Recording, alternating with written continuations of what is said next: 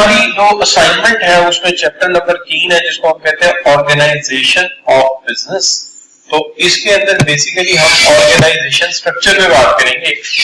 सबसे पहले choose the wrong structure create tension between employees and managers, which one is wrong. कहता है कि अगर आप स्ट्रक्चर सही नहीं लोगे तो उसके नुकसान होंगे। मिसाल के तौर पे ऑर्गेनाइजेशन में इनएफिशिएंट वर्किंग प्रैक्टिसेस फ्लरिश करेंगी, ऑर्गेनाइजेशन के मुनाफे कम हो जाएंगे और ऑर्गेनाइजेशन के लोगों में आपस में लड़ाई झगड़े शुरू हो जाएंगे। लेकिन ये कहना कि due to pleasurable environment strong teams are made, जब कॉन्फ्लिक्ट हो गए तो प्लेजरेबल इंफॉर्मेशन कैसे बन गई ऑर्गेनाइजेशन, लिहाजा यही एक गलत है, बाकी ये ठीक है, ये ठीक है, ये ठीक है, ये गलत है, लिहाजा यही ऑप्शन हमने चूज करना है। ठीक है जी, कि अगर फर्ज करें कि आपका जो सिस्टम है वो जो है वो वैसे ही उसके अंदर स्ट्रक्चर ही गलत चूज हुआ है तो कॉन्फ्लिक्ट हो गए। ये तो प्लेयरेबल एनवायरनमेंट बनेगा ही नहीं, एंजॉयबल एनवायरनमेंट तो नहीं बनेगा। अच्छा बच्चों, an organization structure is formal arrangement within an organization that defines how activities and tasks are formally divided and how processes and information flow within the structure in order to achieve the the goals and objective of the organization. The purpose of having an organization structure is that which one is wrong, कौन सा इसमें गलत है। तो देखिए बात ये divide the work to done into specific job and department, ये तो ठीक है, ये चूज नहीं हो सकेगा। Assign task and responsibilities associated with individual jobs, ये भी ठीक है, ये भी चूज नहीं हो सकता। क्या हाल है? और क्लमसिनेस डाइवर्स ऑर्गेनाइजेशनल टास्क, ठीक है, ये गलत हो जाएगा क्योंकि इसका मतलब है कि हम अनरिलेटेड जॉब्स को उठाएंगे और उठा के उसके अंदर डाल देंगे जिनमें कोई रब्त नहीं होता, ऐसा नहीं होता। क्लस्टर्स करना, जॉब को आपस में मिला के यूनिट में डालना, ये तो होता ही कि मार्केटिंग के लोग सारे इकट्ठे होते हैं, मार्केटिंग जॉब कर लेते हैं, लिहाजा सी के अंदर गलत काउंट हो जाएगा। मुझे ये लग रहा है कि इन्होंने group together people who have comparable skills and perform similar task, this form of organization is fairly typical for small and medium size। वैसे यहाँ तक पढ़ने तक बात काफी हद तक मुझे समझ आ चुकी है। आप लोग मीडियम साइज ऑर्गेनाइजेशन है और वो आपको जो है वो उसके अंदर लोगों को ग्रुप किया गया है कंपेरेबल स्किल्स के साथ। तो जब कंपेरेबल स्किल्स है तो इट इज फंक्शनल स्ट्रक्चर, ठीक है। और आगे जाकर मजीद क्लियर किया हुआ कि पीपल ग्रुप किए गए फाइनेंस, मार्केटिंग एंड सेल्स, कोई शक ही नहीं रहता। अच्छा बच्चों, in worst case an incorrect management structure can lead to, worst case में क्या करेगा जी, कंपनी क्लोजर की तरफ ले जाएगा, ये सबसे वर्स्ट है।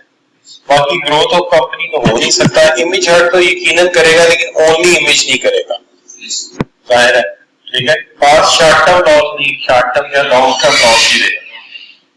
अच्छा, number 5, there are number of advantages to the functional approach.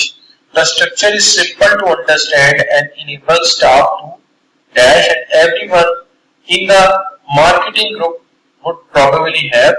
तो यहाँ पे क्या होगा बच्चों, पहली बात ये स्पेशलाइज इन पर्टिकुलर एरिया वही लोग आएंगे, ठीक है।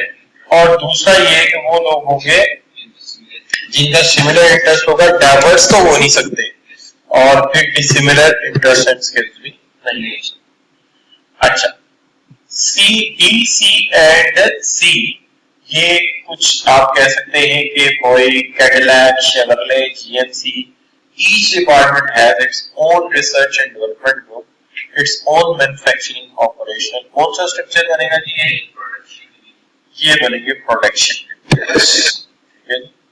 ये किताब से ही सवाल हमने किया है। So these made by the coming to the production divisions। 7 आ गया जी, there are advantages and disadvantages associated with divisional structure which are not disadvantages, और disadvantages नहीं है। तो देखिए पहली बात तो ये है कि divisional structure usually enhance the ability to respond to change in the environment। तो ये disadvantage नहीं है, तो advantage है। तो एक तो यही पिक कर लेते हैं, कि हमें वो चाहिए जो नहीं है। दूसरा सर्विस मस्ट बी डुप्लीकेटेड, तो ये तो डिसएडवांटेज है कि एक ही काम कई कई डिवीजन और डिपार्टमेंट्स में होता है। और some companies have found that the unit tend to be focused on their own need and goals at expense of the organization's whole goal। क्या हाल है बच्चों? तो इसको भी क्या कर सकते हैं, आप काउंट कर सकते हैं इसको, organization more focus on the functions rather products। क्या हाल है? तो लिहाजा आप ये कह सकते हैं कि some companies have found that the unit tend to be focused on their own needs and goals। तो ये क्या हाल है जी, goals at the expense of organization as a whole। यहां सोचना पड़ेगा सी और डी के दरमियान कि क्या ठीक करना चाहिए। क्या हाल है बच्चों? Which one is okay? तो organization more focus on functions rather than products, ये गलत है, तो हमें गलत लेना है ना। क्या हाल है? क्योंकि फंक्शन पे फोकस करता फंक्शनल डिपार्टमेंट है, तो सी और डी होने चाहिए। ठीक है, अच्छा तो ए और डी होने चाहिए। अच्छा सी क्यों नहीं होना चाहिए? Companies have found units tend to be focus on their own needs, ठीक है, एंड गोल्स। तो ये तो होता है, ये तो इसमें है कि वो फोकस करता है अपनी नीड्स पे, ठीक है, तो ये उसका एडवांटेज है कि वो अपनी नीड्स पे क्या तो ठीक है, वो एज अ होल ऑर्गेनाइजेशन के एक्सपेंस पे डील नहीं करता। किसी हद तक आप ये कह सकते हैं कि ये यहाँ पे रेलेवेंट पॉइंट बनता ही नहीं था। अच्छा चलिए, anyway, a dash is a temporary or permanent collection of geographical dispersed individual and groups, organization, unit and entire organization that depends on the electronic link in order to complete। तो ये बड़ा hint दिया हुआ इन्होंने। सारा काम किससे हो रहा है, काम किससे चल रहा है इस ऑर्गेनाइजेशन का? इलेक्ट्रॉनिक से चल रहा है। तो इससे बात क्लियर हो गई कि ये ऑर्गेनाइजेशन कौन सी है, वर्चुअल ऑर्गेनाइजेशन।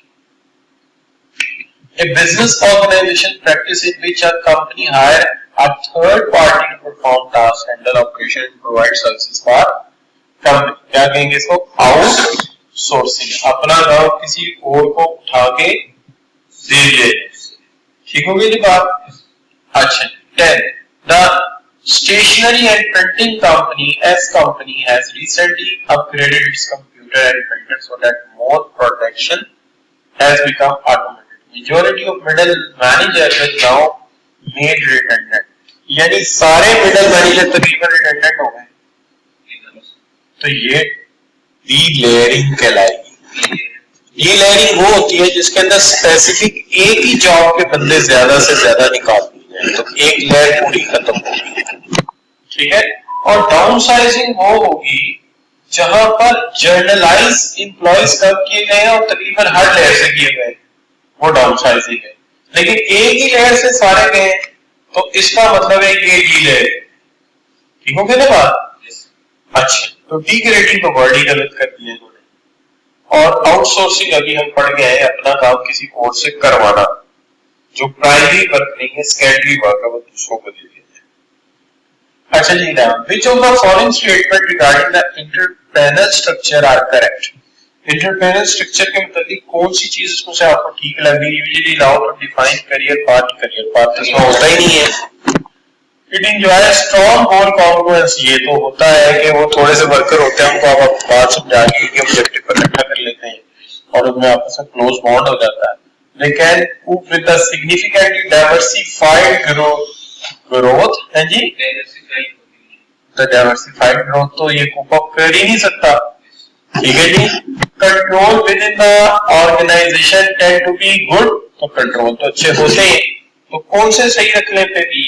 बी और नहीं बी और डी ठीक है। 11 में बी और डी सही है। अच्छा जी, which of the following is a disadvantage of a functional structure? Functional structure का डिसएडवांटेज इसमें कौन सा है? क्या हाल है बच्चों? हमें क्या ढूंढना है? डिसएडवांटेज। डिसएडवांटेज क्या है? एम्पावरमेंट। स्पेशलिस्ट आइसोलेटेड फील करते हो तो करते ही नहीं, तो इकट्ठे मार्केटिंग वाले, इकट्ठे फाइनेंस वाले होते हैं। लैक ऑफ इकोनॉमी स्केल तो होती है, और वीक कम्युनिकेशन, ये तो बहरहाल क्या कहते हैं जी, हो सकती है। वो तो अल्टीमेटली जब ये हो रहा है तो ये भी होगा, ये दोनों होंगे, तो तो B and D होंगे, तो 12 का बनेगा B और D। लेकिन यह है कि यहाँ पे हमें R कर देना चाहिए, इसकी जगह A भी काट देना चाहिए, ये हमें चेंज करना है, ठीक है जी।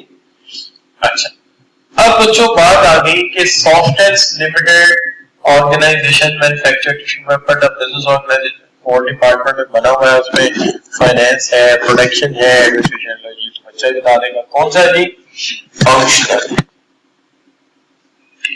अच्छा 14 आ गई जी, कहता है कि G private limited is an organization that manufacture many goods. The business is organized into 4 main departments, जिसमें होम एक्सेसरीज है, हैवी मैकेनिकल प्रोडक्ट्स है, हेल्थ केयर है और ऑटोमोबाइल यूनिट्स है। क्या जी, ये क्योंकि फंक्शन नहीं है, प्रोडक्ट्स को अलग-अलग डिवीजन बना दिया गया है, तो प्रोडक्ट डिवीजन होता तो ज्यादा अच्छा था, लेकिन वो मतलब ये बता के एक बिजनेस स्ट्रक्चर। क्लियर बच्चों?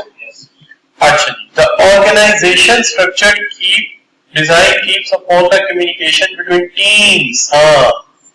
teams, इसका मतलब प्रोजेक्ट चल रहे हैं, companies create more innovative products and services.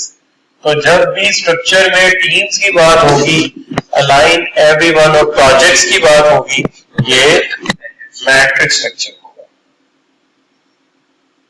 अच्छा बच्चों, B public limited assign employees into self-contained unit according to the particular line of products or services they produce, the customer they deal with, the geographical area they serve। तो कौन सा structure होगा बच्चों? ये भी division होगा, सिर्फ फर्क ये कि जियोग्राफिक डिवीजन होंगे। क्या है?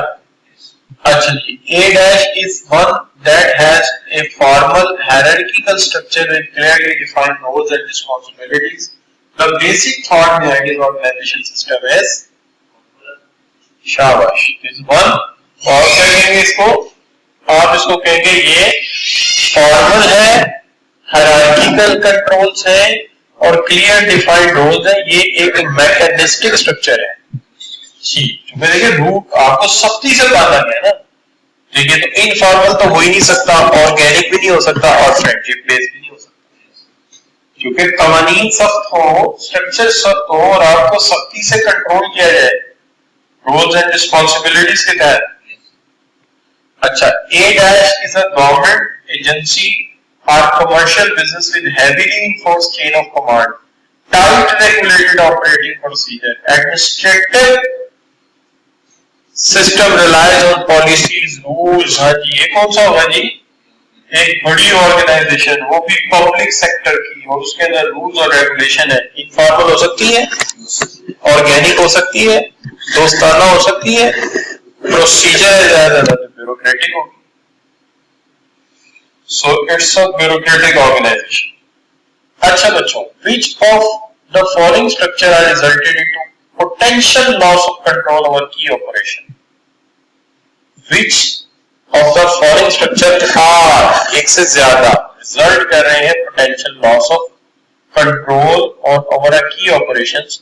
तो देखिए, डिविजनल स्ट्रक्चर में बोर्ड ऑफ डायरेक्टर निचले लेवल के ऑपरेशन कंट्रोल नहीं कर सकते और जियोग्राफिक डिवीजन में भी वो कंट्रोल नहीं कर सकते, लिहाजा सी और डी ऑप्शन बनेगी। 20 M public is a large company that operates in a country G. It manufactures several different products, each of them are heavily complex and extremely specialized. Its sales have grown significantly over the last several years, with each of the product producing roughly equal number of M overall revenue। जी बच्चों, बड़ी company है जी, क्या बात है? Big company है कि छोटी company है? तो बड़ी कंपनी है और मैन्युफैक्चर और लेकिन सर्विंग एक कंट्री में कर रही है, इसका मतलब जियोग्राफिक नहीं हो सकता। बड़ी कंपनी, ठीक है जी, और ग्रोथ भी अच्छी खासी हुई है, तो फंक्शन से तो चलेगी नहीं। अच्छा बच्चों, the term networking is most associated. अच्छा, नेटवर्क टीम एंड प्रोजेक्ट किससे रिलेटेड होते हैं? Matrix. conflicting demand over allocation of human resources is likely to be the disadvantage of our which of the type of structure.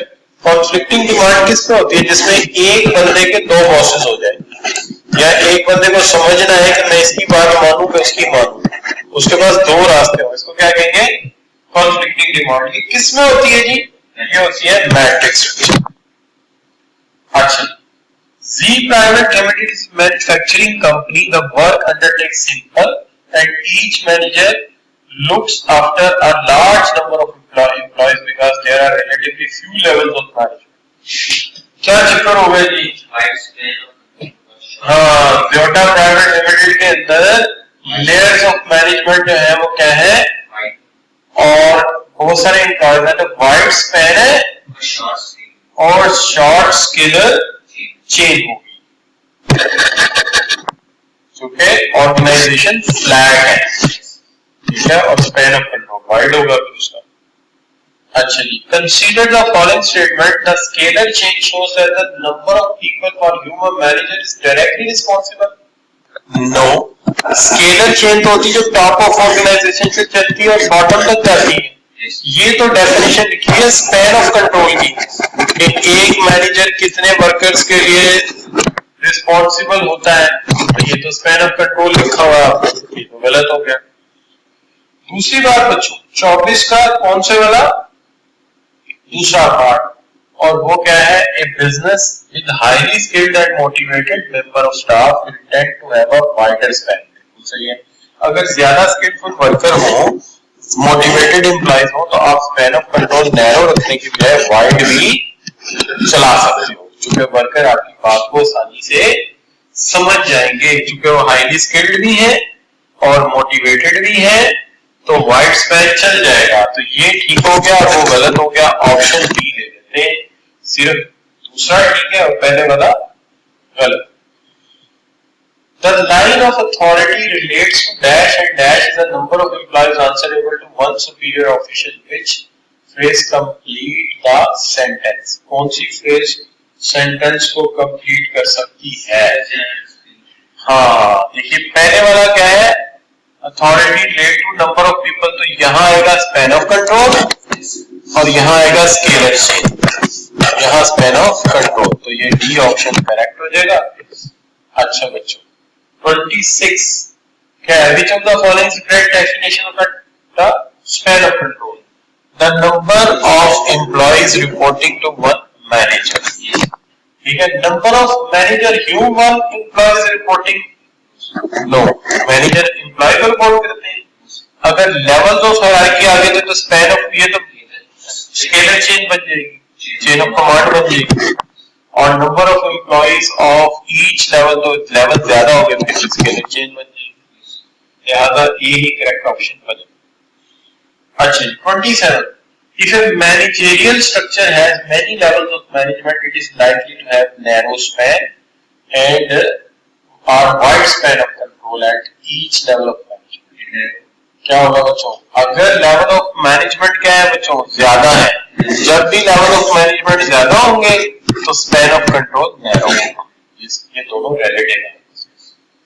अच्छा, in narrow span of control is likely to lead which of the following?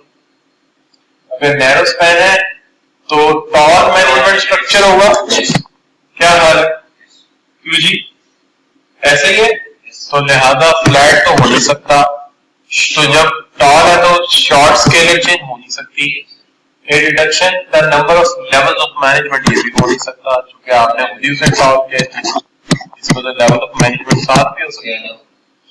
अच्छा, an informal organization structure can arise in an organization due to, हमेशा इसकी वजह होती है common interest. Informal organisation में दोस्ती भी आ सकती है, पर्सनल रिलेशनशिप भी आ सकते हैं, लेकिन ग्रेप वाइन तो उसका इफेक्ट हो सकता है। क्या हाल है? तो कहता है इसमें से कौन सा फिट नहीं बैठेगा, तो ग्रेप वाइन इसका डिसएडवांटेज है, ये तो फिट नहीं बैठेगा और यही इसका ऑप्शन बनेगा। लेकिन कॉमन इंटरेस्ट भी हो सकता है, फ्रेंडशिप भी हो सकती है और पर्सनल रिलेशनशिप, ये तीनों फिक्रे में आ सकते हैं। An informal organization structure can be rise in the organization due to friendship, due to personal relationship, due to common interest.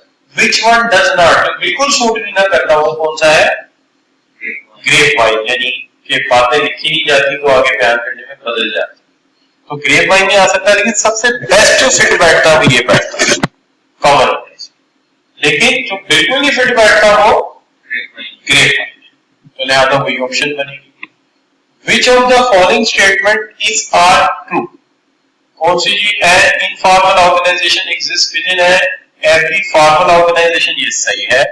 देखिए हर वो ऑर्गेनाइजेशन जो आपकी जो है वो क्या कह सकते हैं कि इनफॉर्मल ऑर्गेनाइजेशन जो है उसके अंदर प्लान तो किया जाता है ना, तो कोई इनफॉर्मल ऑर्गेनाइजेशन हो, बेशक वो फिल्म मेकर हो, वो एडवर्टाइजमेंट करा रहे हो, तब भी उन्होंने कोई डायलॉग तो लिखे होंगे ना, तो अगर वो 80% इनफॉर्मल होंगे तो बिजनेस प्लान तो लिख के करते हैं ना, तो 20% फॉर्मल तो होंगे।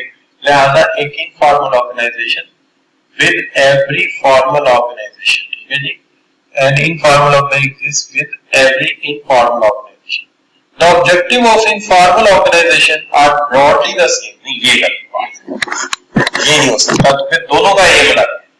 इनफॉर्मल ऑर्गेनाइजेशन फिल्म मेकिंग में काम आती है, एडवर्टाइजमेंट बनाने में काम आती है, और फॉर्मल ऑर्गेनाइजेशन गाड़ियां बनाने, फौज वगैरह के लिए होती है। Strong close net informal organization desirable with in नहीं, अगर वो फॉर्मल है तो फिर इनफॉर्मल कमजोर होगी, और अगर वो इनफॉर्मल है तो फॉर्मल कमजोर होगी।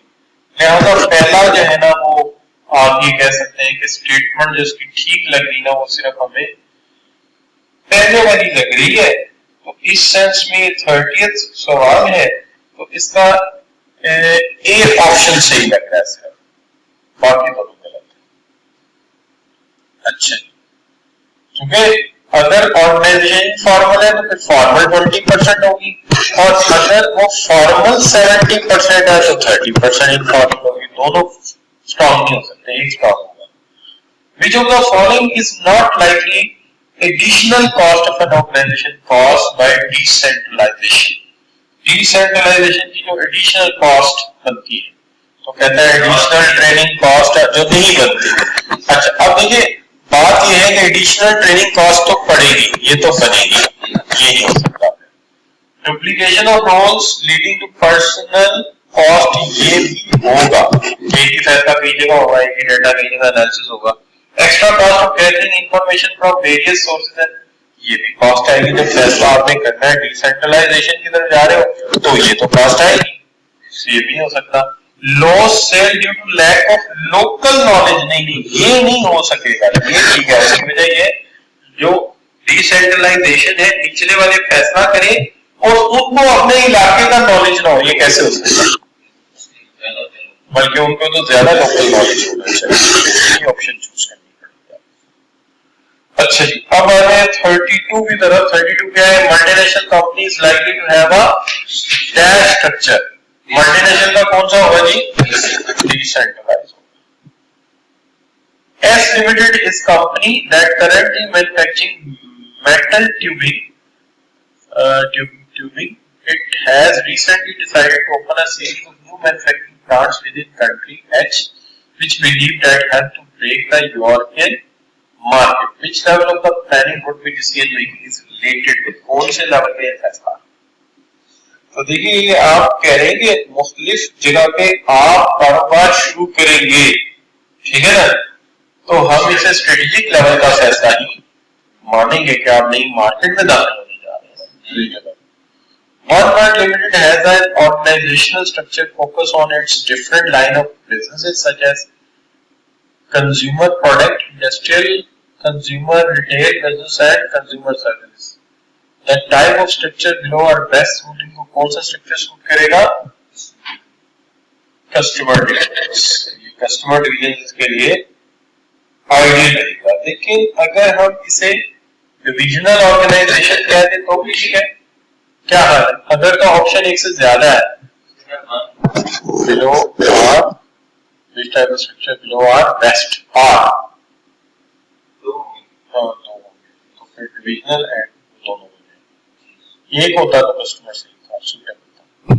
Which of the following is not true for the centralized decision making? Centralized decision making के लिए क्या ठीक नहीं है? कहता है decision by management are more likely to be taken with regard of the corporate objective of the entity as a whole. ठीक है, तो ये तो सही है, तो सही है वो तो ले नहीं सकते जो हमने रोकना है। Decision by management should be coordinated more effectively, ये भी सही है, ये नहीं हो सकता। In crisis easier to make important decision, crisis में क्या centralization होती है, ये नहीं हो सकता। Central decision can be called better local decision, ये नहीं हो सकता, ये भी होती है क्योंकि centralized decision की खामी होती है, वो local understanding कम रखती है।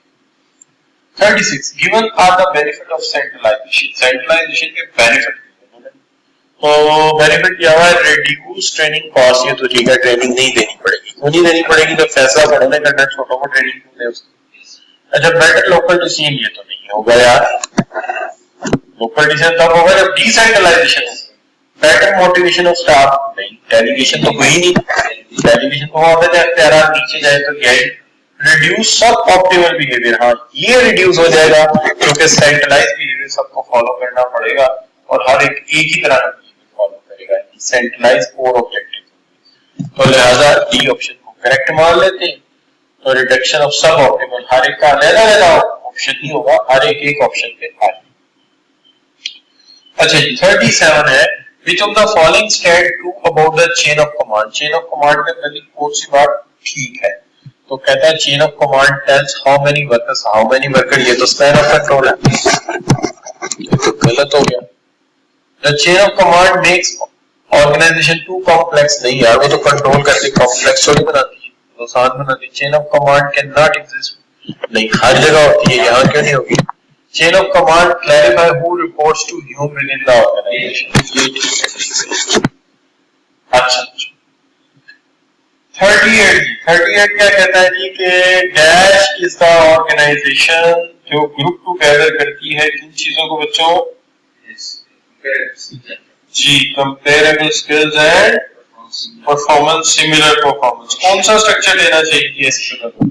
ऐसी सूरत में हमें फंक्शनल स्ट्रक्चर ले लेना चाहिए। क्यों? कि organization group together people who have comparable skills and perform similar task, functional structure pick कर लेना चाहिए हमें। ठीक है जी, नो प्रॉब्लम। तो इसको फंक्शनल स्ट्रक्चर चलिए। अच्छा 39 according to management planning triangle, यानी कि ये पैरामीटर स्ट्रक्चर होता है हमारा। There are 3 levels of planning, which level of planning is usually undertake the junior management. तो जूनियर मैनेजमेंट कौन सी लेती है? सबसे जूनियर मैनेजमेंट वो तो ऑपरेशनल, ठीक होगा, जूनियर लेवल ऑपरेशनल्स। अच्छा, which of the following does not affect the amount of decentralization occur in an organization? Not affect. क्या हाल है जी? तो कहता है कि अगर आपकी ऑर्गेनाइजेशन में which of the following does not affect the amount of decentralization, management style effect करता है? करता है यार, ठीक है जी। स्प्रेड ऑफ ऑर्गेनाइजेशन करता है जी, बिल्कुल करता है, सुविधा होता है, और साइज ऑफ ऑर्गेनाइजेशन भी करता है। तो ये सारी करती none of the above,